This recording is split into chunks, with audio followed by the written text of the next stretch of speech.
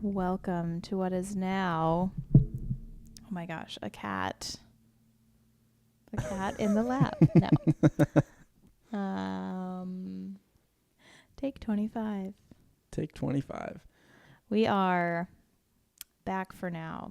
So we've been pretty MIA, as I'm sure you have or have not noticed, for like a year now. And that's because we had a baby. And we don't know how to do YouTube and a baby. So now we're figuring out how to do YouTube and a baby. And what that looks like now is us sitting down in our front room talking about it. Welcome to our new podcast studio. This is Dana. I'm Isaiah. For those of you who haven't been here before, for those of you who are already subscribers, thank you for sticking around for this long. Yes, thank you. For the new people who maybe have never seen a video of ours, thank you for watching, first of all. We have a YouTube channel where we did a lot of surf photography and vlogs to go along with that. We lived in Hawaii for a long time, and we lived in Europe for a bit of time. And so that's where our vlogs and videos and stuff are based. And we spent many hours on the beach filming surfing to put out a lot of that content. And now we have a small human, and so it's unrealistic for us to just like sit on the beach for 6 hours and film waves and surf. And that's giving feedback. That's the vacuum. Oh, okay. Well, we have a robot vacuum.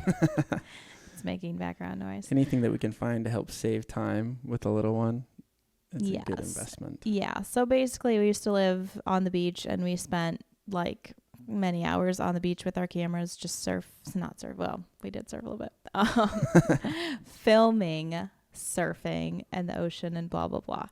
Now that we can't really do that quite as much, and so we are pivoting to what we can do, which is sit in the front room and have a conversation.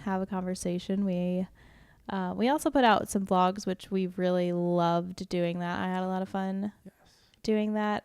So we have a YouTube channel together, which is where obviously this is being put out. But when I was pregnant, we also started a YouTube channel, which we didn't do much with. There's like 3 videos on it, so we'll probably transfer those to this channel if we have not done that already. But basically, we had no idea being pregnant what having a baby meant. Like really how much I think work and life changes come along with that. And I don't think that anyone could have convinced me beforehand that was the case. It was just something we had to experience. So anyway, we're going to condense all of that probably into this one.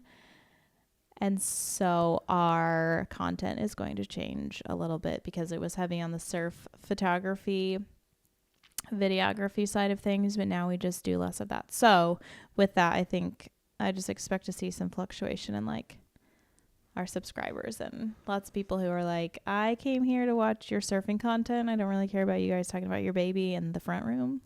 So, which is fine. Like, that's great. That's part of why we started a separate channel for me when we did, because like I wanted to talk about being pregnant and like working out and eating healthy and blah, blah, blah. And I didn't feel like that was appropriate for the subscribers that we had on the Frosty Photo channel, which is what this is. I think we need to talk about like if we're going to change the name too. Yeah, that's something we probably should talk about. I don't know if we're gonna be changing the name or not. It's unclear at this point how much photography is going to be involved moving forward. It's really dependent upon how much time we have available.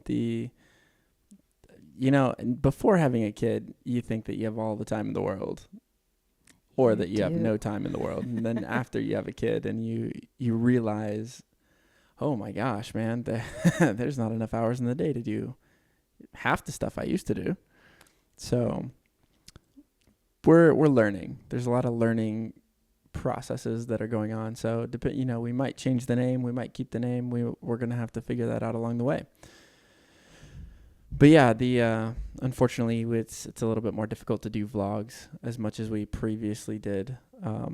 So we're going to be here talking about all the things that we find interesting. You know, it could be health, could be fitness, could be nutrition, could be current events, could be what's going on in the neighborhood. Who knows? Probably not that. Probably not the neighborhood. But yeah, so since our last podcast, last video that we put out, we've since moved from Hawaii to the state of Florida, and we live on the west coast of Florida now. It's a beautiful area. Still trying to stay close to the beach and get out and surf as much as we can. But again, time is the question, and that would be the low battery on the computer. So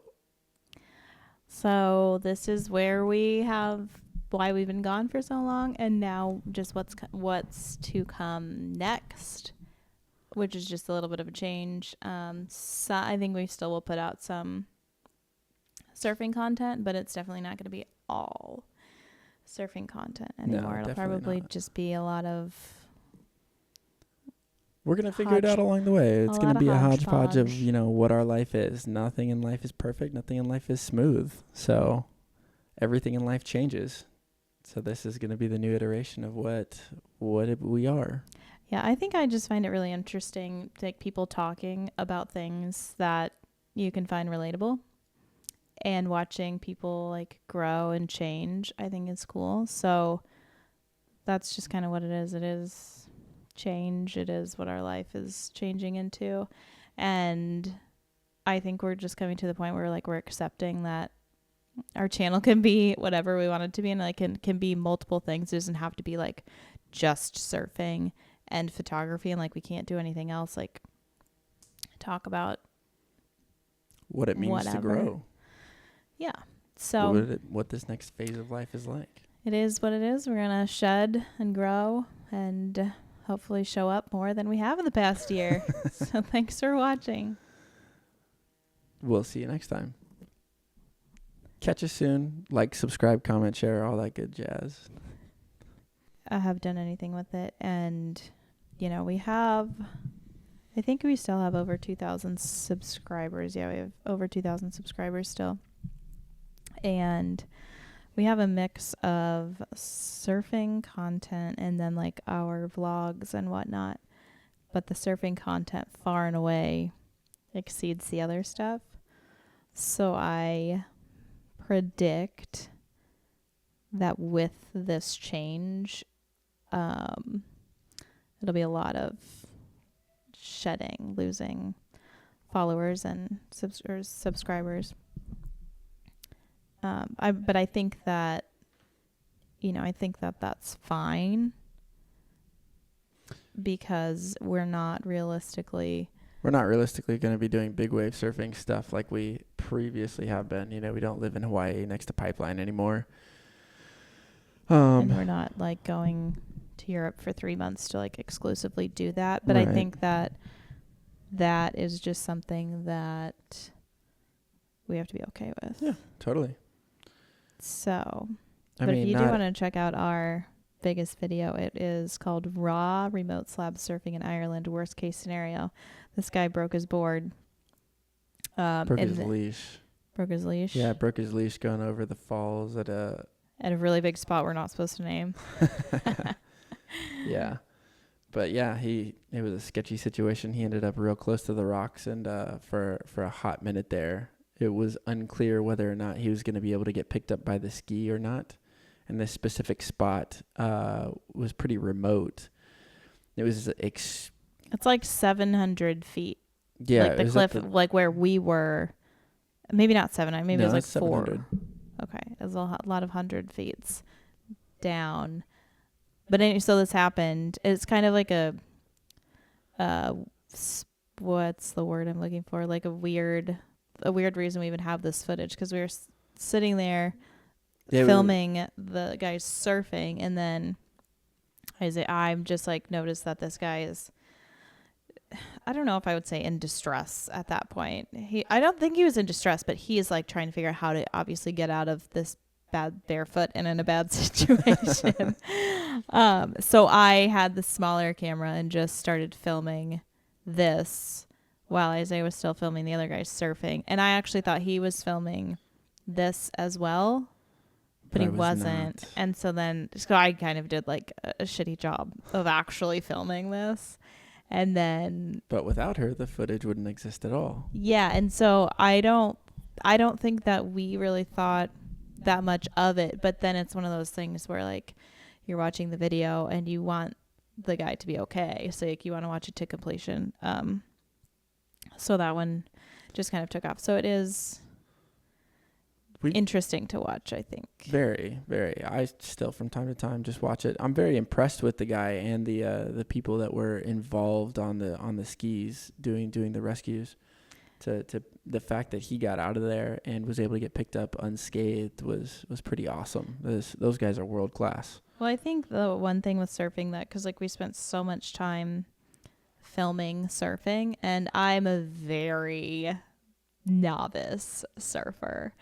I could like probably count the number of waves that I've successfully caught like on two hands, maybe one. But I think it's fun. Anyway, surfing I think can be very challenging, but the people who are good at it make it look like it's so easy. And people are like dancing on surfboards and switching boards and like running around on the board while they're riding in the wave, or like you see a dog on a surfboard. But I think the thing with surfing is like you need to show the failures and the unsuccessful moments, not to like bring anybody down or point anybody out in a negative way, but just to show that it's not just like, oh, you get on a board no matter how big, like it could be a 10-foot wave or a 100-foot wave, and like you just ride the wave. Like it's not that simple.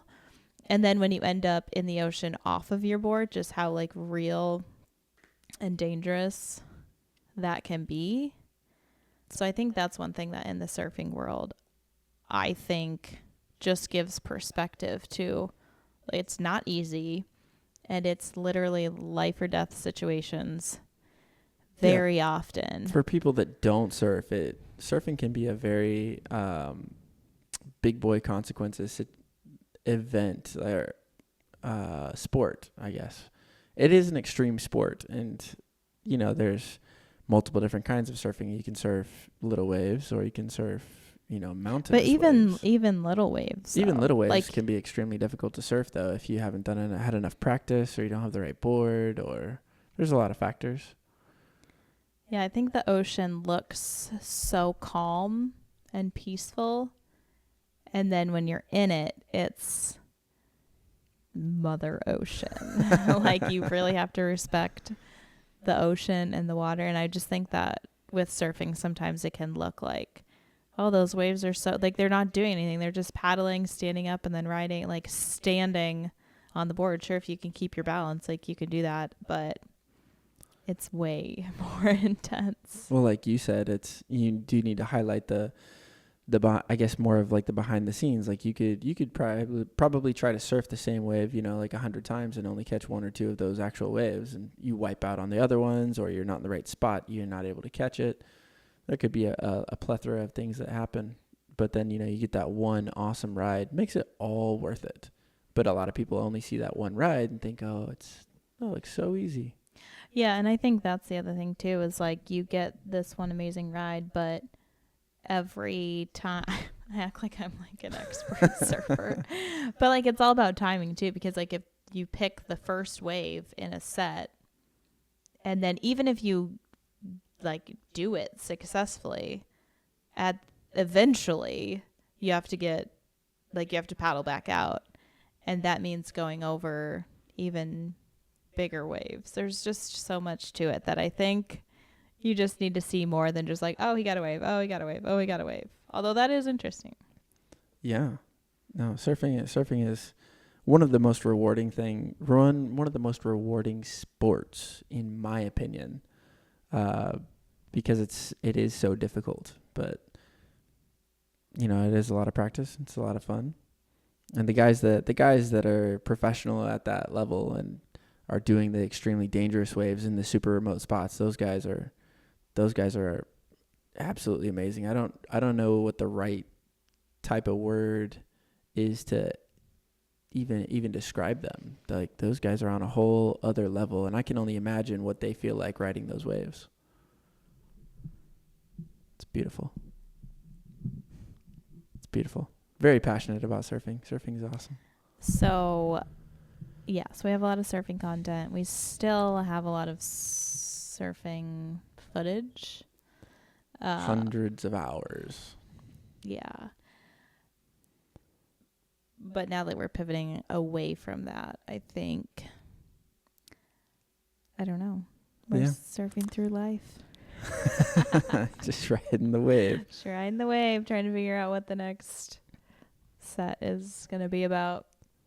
Boy, you're heavy on the surfing terminology today. I like it. Well, I don't know. I'm just trying to connect the dots because we have such a large group that's interested in surfing, and now that we're kind of moving away from that a little bit, I don't know, I'm just thinking through how that's gonna not that it's about that, because I think it's you know, it's our channel and we put out whatever we want to put out, but I think it's just one of those people or one of those things that I don't know, it's just an evolution of, you know, what our channel is and what we started and how it's changing. And I think I'm just like processing it out loud. You're doing a good job. You're a good verbal processor. I'm not so much. I kind of just sit back and think about things a lot and then don't really say much.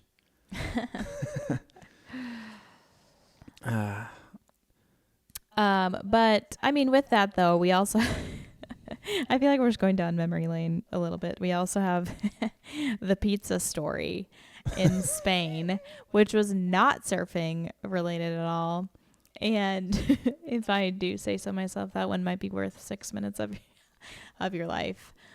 It's just when we were in Spain, we had a bit of an escapade trying to eat pizza.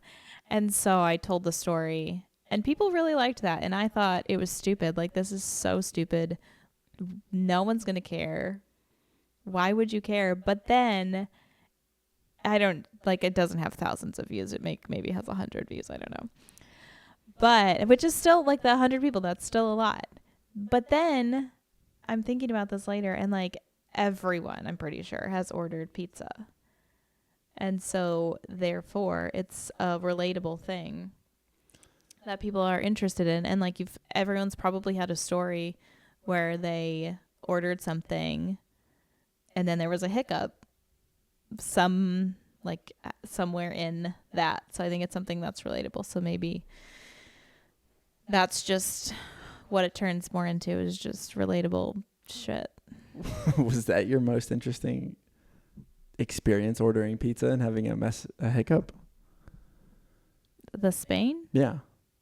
I don't know. I don't like sit down and rank my pizza stories. Oh, okay. So as you were saying this, it made me think about when I used to deliver pizza from Papa John's, and I was just thinking through all the interesting situations that I had. Oh. We didn't all order pizza often.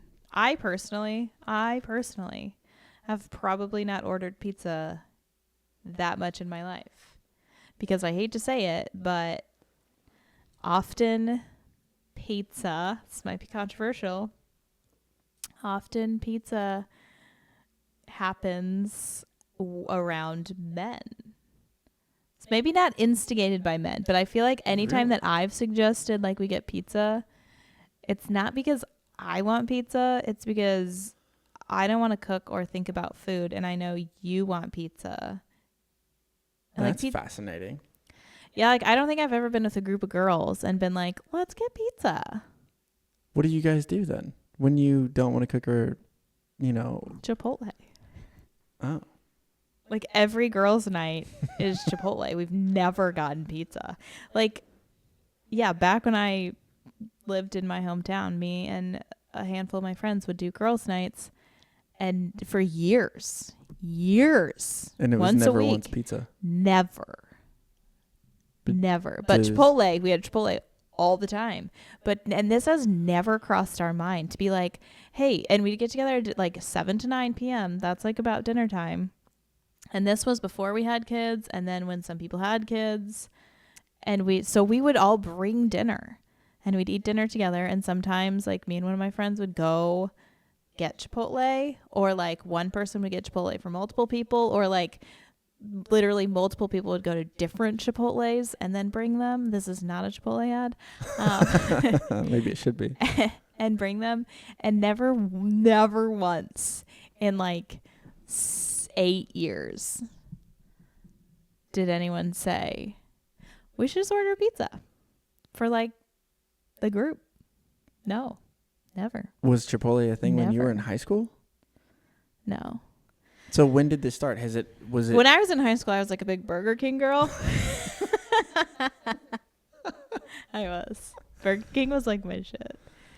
But in high school I also didn't care about health. But even then,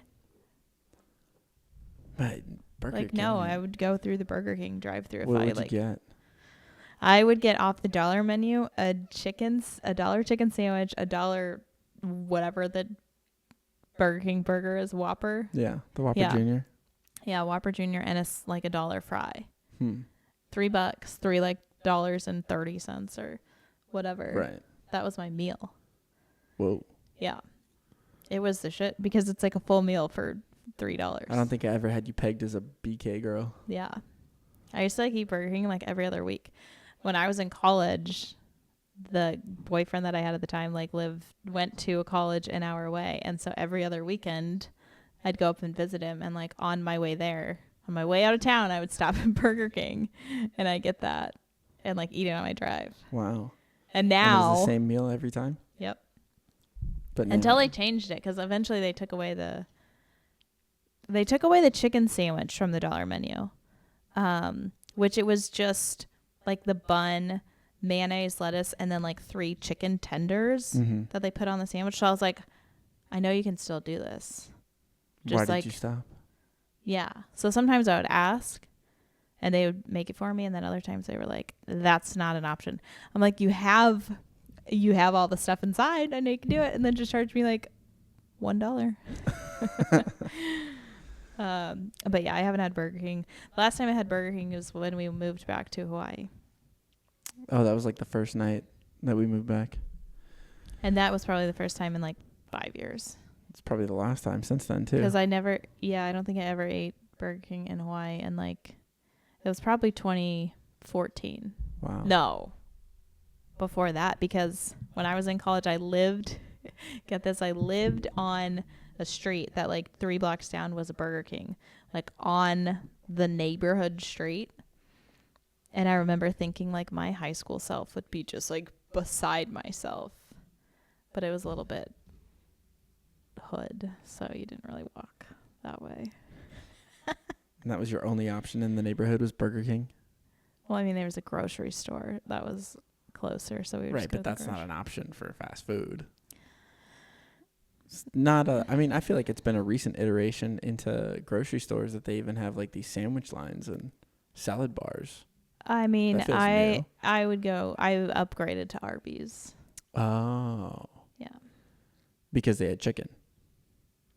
No, they have roast beef. Right, but they also have chicken. Yeah, but I usually got the roast beef. If you can call it chicken. What do you like about the roast beef? I'm not a big roast beef fan. You don't have to be. Thank you. I don't know how you want me to answer what do you like about the roast beef. I like how it tastes. Okay, anyway. So yeah, we just don't, I feel like, I'm not saying that I've never suggested pizza, because I think I did like 4 days ago. Yeah, you did, but you said you've never seen pizza suggested when it's all females involved. Generally, in my experience, yes. I mean, I think you're probably not wrong. I think your mom would probably agree with that too. Maybe, but I feel like my mom suggests pizza, a decent amount. But my mom, I don't know. She also really likes football. Tom girl. Yeah. I don't know. I feel like in some aspects, my parents just like picked the opposite thing. Like my dad will be the one watching the Hallmark movie and my mom will be the one watching football. And you're like, shouldn't it be switched? So, but I don't know. We'd have to ask her. I'll have to ask her if she, I think she might own the pizza order ship. Yeah. But otherwise. But you like New York style pizza though. Oh, I love New York style pizza. Oh, so there's the crux of the position. I was in New York with a group and it was the boys that wanted to go there. And so I personally never would have, I was in New York City, I would not have sought out pizza. What would you have sought out instead? I literally ate a protein bar. I ate a protein bar on the way to get pizza because I was like, I don't want to like overindulge on pizza here. But we were going there, we were walking there. I will not forget this because it was one of those bison, an Epic bar. It's like bison and cranberry. And I ate that on the way to get pizza. And then we had the pizza by the suggestion of the boys. And I was like, this is actually amazing. But if I was in New York just with a group of girls, I don't know if we would have gotten pizza. I feel like so many people are going to be like, me and my girlfriends eat pizza all together all the time. I mean, that's possible. But I mean, I feel like the type of pizza that, you get has a big part to play in it. There's the standard Domino's, Papa John's, Pizza Hut, the big three. But I see that as being more like a guy thing there. It's just easier. You get it when you're watching football, that kind of thing. But okay, so you used to deliver pizza. How often did you deliver to an all-girl group? Ooh, never. That's what I'm saying. Oh, shit. Pizza's for the boys. I never thought about that. Girls can like partake, but there like has to be a boy. Yeah, no, it was always men. Yeah, anytime. I never once. Wow, yeah. No, I've never ever delivered to just females when it comes to pizza. It's always been men. Well, that's an interesting demographic. Okay, and now it's 3:00. We got to wake the baby up. All right. Well, thanks for joining us again, everybody. We look forward to seeing you guys back here. If you don't come back, though, that's okay. Big love.